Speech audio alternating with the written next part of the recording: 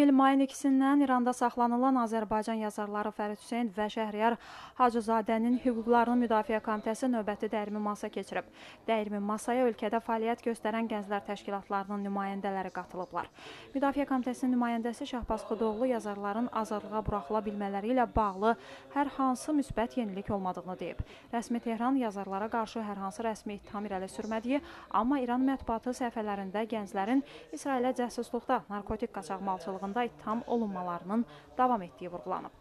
Tədbirə həm müxalifət, həm müstəqil, həm də hökumət yönlü 15-ə qədər təşkilat qatılıb. Hökumət yönlü gənclər təşkilatları rəsmi Bakının gənclərin azadlığa buraxılması üçün var gücü ilə çalışdığını deyərək, gəncləri təsirli birgə aksiyalar keçirməyə dəvət ediblər. Müxalif və müstəqil yönümlü gənclər qurumlarının təmsilçiləri ötən 80 gün ərzində yazarların azadlığa buraxılmamalarını hökumətin dişsiz xarici siyasətinin göstəricisi adlandırıblar. Onların fikrincə bu iki gənc dövlətlərarası gizli intriqaların qurbanlarıdırlar. Natiqlər Azərbaycanın 5 rəsmi notasına İranın reaksiya verməməsini, Azərbaycanı dövlət olaraq saymamasının göstəricisi kimi dəyərləndiriblər.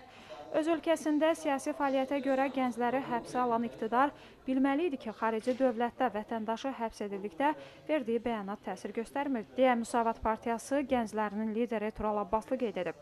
Gənclər mövcud durumdan çıxış yolu kimi vətəndaş cəmiyyəti institutları, hüquq müdafiə qurumları, gənclər təşkilatları və Xarici İşlər Nazirliyi təmsilçilərinin görüşünün keçirilməsi və vahid müdafiə strategiyasının hazırlanmasını təklif ediblər.